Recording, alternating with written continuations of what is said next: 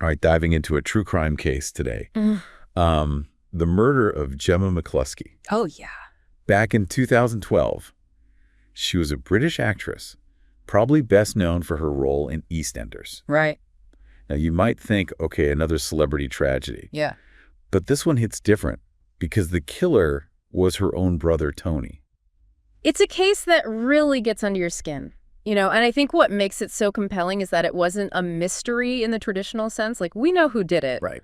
But the why is what is truly unsettling. Like, what could drive someone to take the life of their own sibling? Yeah, that's exactly what we're going to explore today. Yeah. So from what I've gathered, Gemma was well-liked, the kind of person who lit up a room. Mm-hmm. Her career was taking off, and by all accounts, she was a genuinely good person. Right.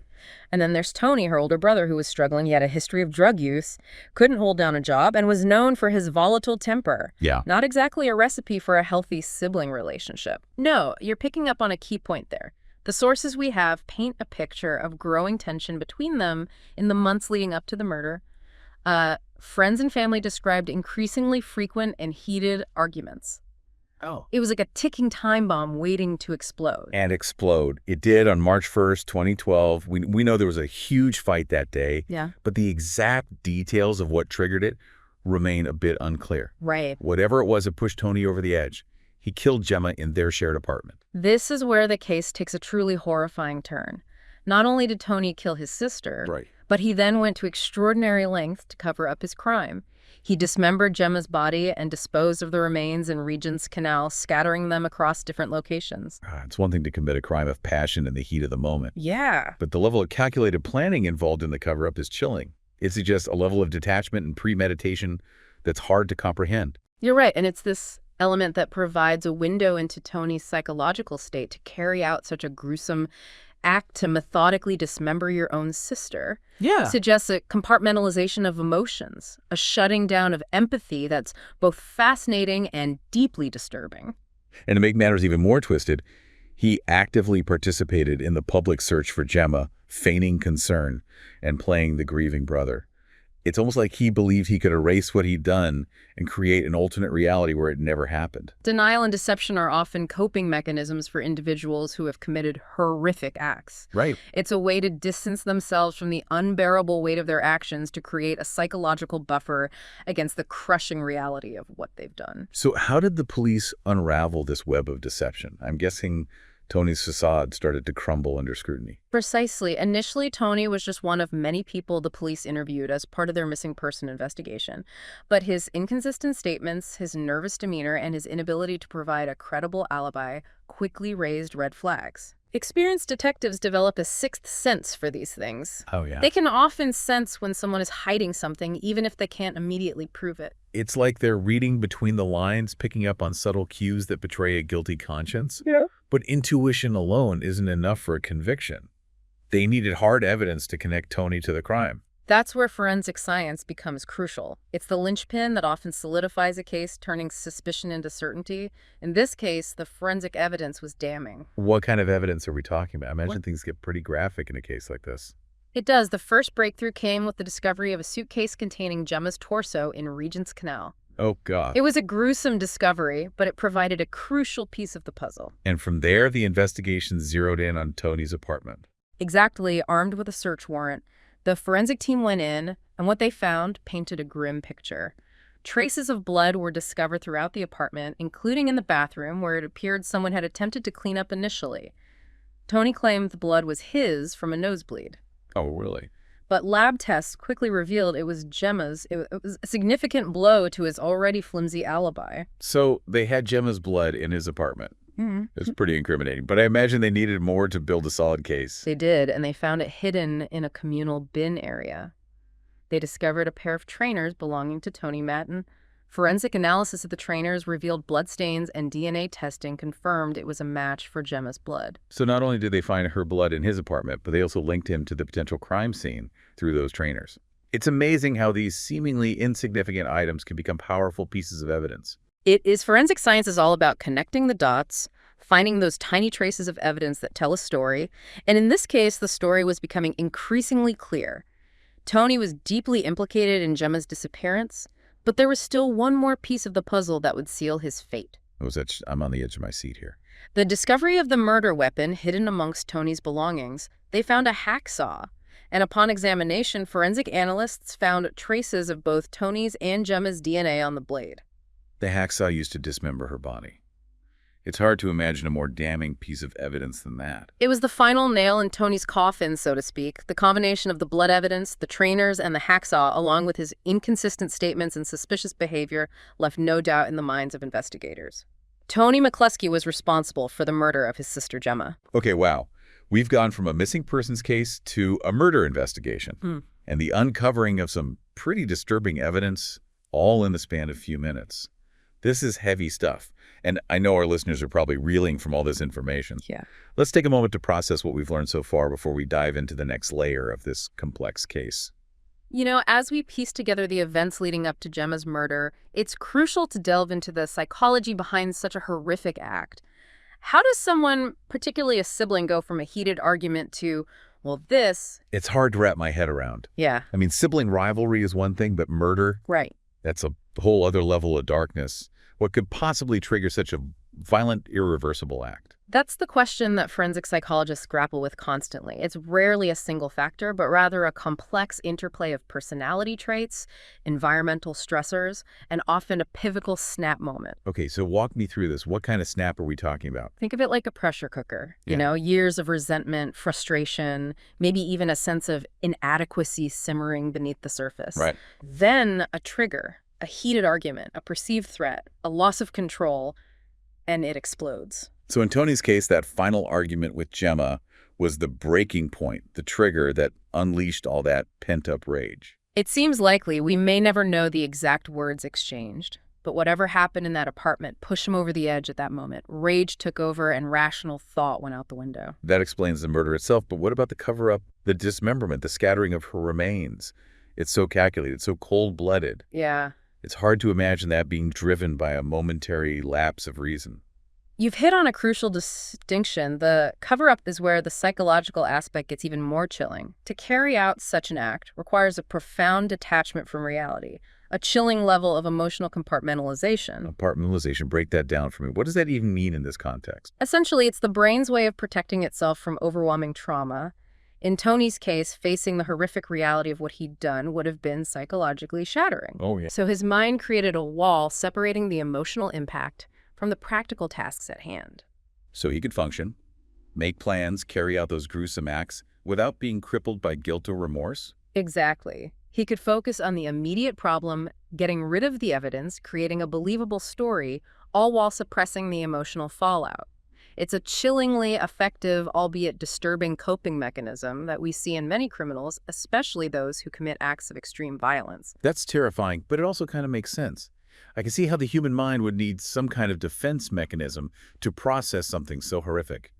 It also explains why he could go out and join the search for Gemma, pretending to be worried while knowing exactly what he'd done. Precisely, it was a twisted form of denial, a way to maintain the facade, to distance himself from the reality of his actions. But, as we know, the facade eventually crumbled. Right, thanks to the brilliant work of the investigators and forensic experts. Speaking of which, you mentioned earlier that Tony's heavy cannabis use might have played a role in his aggression. I'm curious to explore that further. What's the link between cannabis use and violence, and how might it have factored into this case? It's important to clarify that cannabis doesn't inherently cause violence. However, there's a growing body of research that suggests for individuals predisposed to aggression or mental instability, heavy cannabis use can be a significant risk factor. So not a direct cause, but more like an amplifier of pre-existing tendencies. Exactly. Imagine someone already struggling with anger management, impulse control, or paranoia. Now introduce heavy cannabis use into the equation. Studies show it can further impair judgment, heighten anxiety, and in some cases trigger aggressive behavior. So it's not that cannabis makes everyone violent, but for someone like Tony, who already had anger issues and a volatile personality, it could have been the extra push that sent him over the edge. Precisely. And this is where things get tricky. It's not about demonizing cannabis or saying it's the sole cause of violence. It's about recognizing that for certain individuals, heavy use can create a dangerous cocktail that increases the risk of aggressive behavior.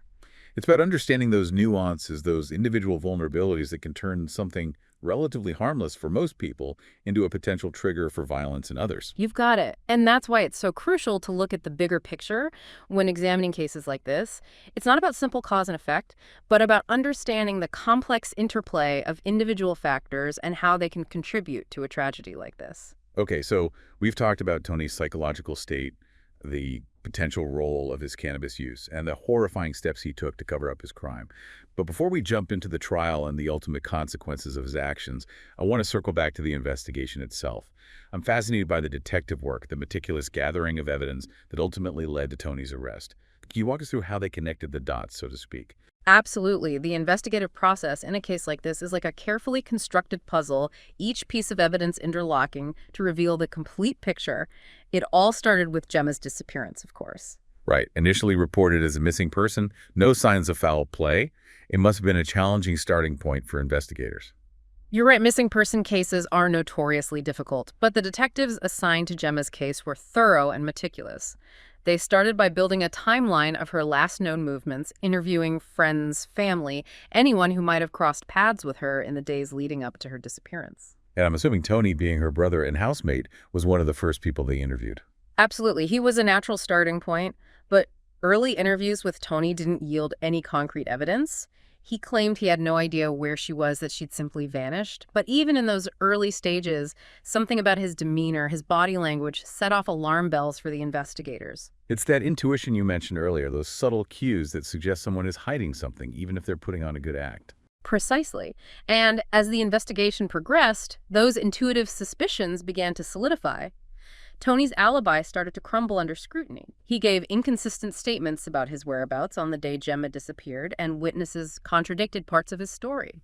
Classic misstep. Never lie to the police. Especially if they're already suspicious, they'll always catch you out. You're telling me, and as the inconsistencies mounted, the focus of the investigation shifted squarely onto Tony. They knew they needed more than just suspicion.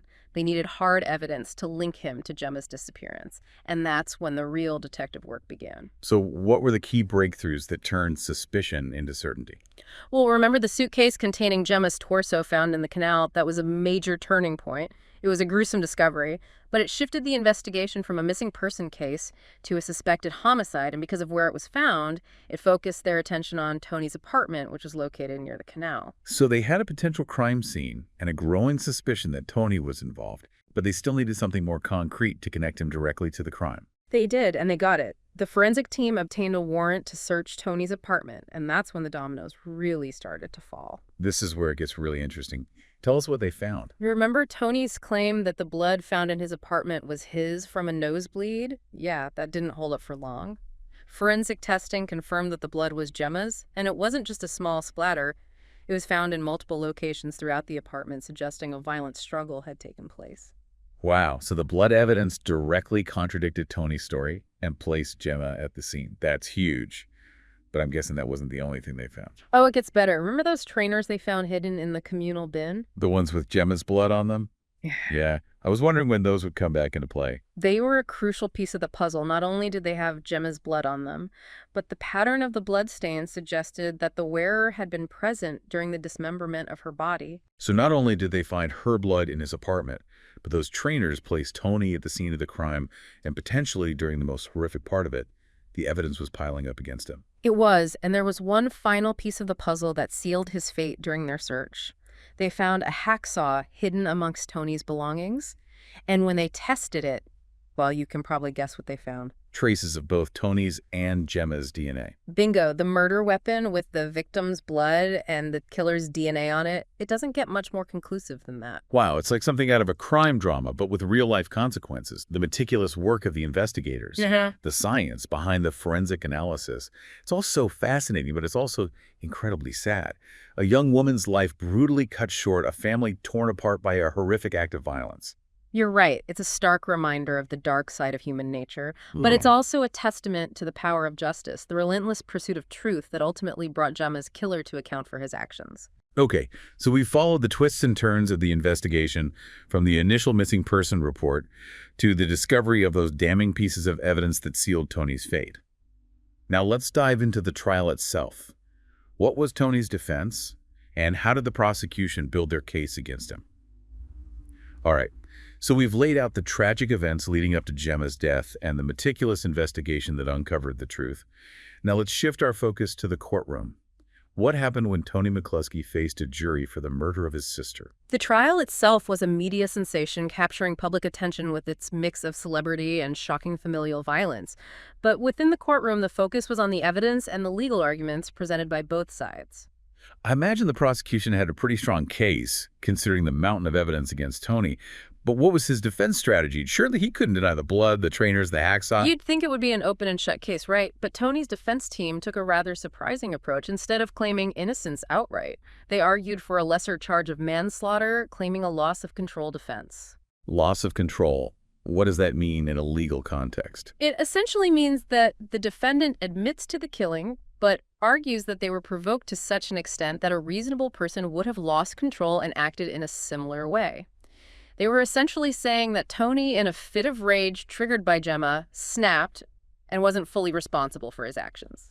So they were acknowledging the killing, but arguing that it wasn't premeditated murder, that it was a crime of passion fueled by that final explosive argument. Exactly. They painted a picture of Tony as a troubled individual struggling with drug addiction and overwhelmed by his personal circumstances. They argued that Gemma's alleged nagging and criticism pushed him to a breaking point, resulting in a momentary lapse of reason that led to her death. It sounds like they were trying to appeal to the jury's emotions, hoping for some sympathy for Tony's struggles. But how did the prosecution counter that argument? The prosecution was having none of it. They systematically dismantled the loss of control defense, emphasizing the premeditated nature of the crime, particularly the gruesome cover-up. They argued that the act of dismembering and disposing of the body demonstrated a chilling level of calculation, not the panicked actions of someone who had simply snapped. It's hard to argue with that logic. The level of planning involved in the cover-up clearly suggests a conscious effort to evade responsibility. Precisely, and they backed up their arguments with the cold, hard facts of the forensic evidence, the blood splatter patterns, the DNA evidence on the trainers, and hacksaw the deliberate attempts to clean up the crime scene. It all pointed to a calculated and cold-blooded act, not a spur-of-the-moment outburst. So it was a battle of narratives, with the defense appealing to emotion and the prosecution relying on the power of logic and evidence. What was the jury's verdict? After hearing all the evidence and arguments, the jury deliberated for 3 days before reaching a decision. They ultimately rejected the loss of control defense and found Tony McCluskie guilty of murder. Justice for Gemma. It must have been a huge relief for her loved ones to see her killer held accountable for his actions. What was Tony's sentence? He was sentenced to life in prison with a minimum term of 20 years before being eligible for parole. 20 years, it's a long time, but it pales in comparison to the lifetime stolen from Gemma and the enduring pain inflicted on her family and friends. You're right, there are no winners in a case like this. It's a tragedy for everyone involved, but the sentence does provide a sense of closure, knowing that Tony will face the consequences of his actions. As we conclude our deep dive into this harrowing case, I can't help but reflect on the broader questions it's a stark reminder of the devastating impact of violence, especially within families. It also highlights the critical role of forensic science in uncovering the truth and ensuring that justice is served. And it underscores the importance of understanding the complexities of human behavior, the interplay of mental health, substance abuse, and personal circumstance that can sometimes lead to tragedy.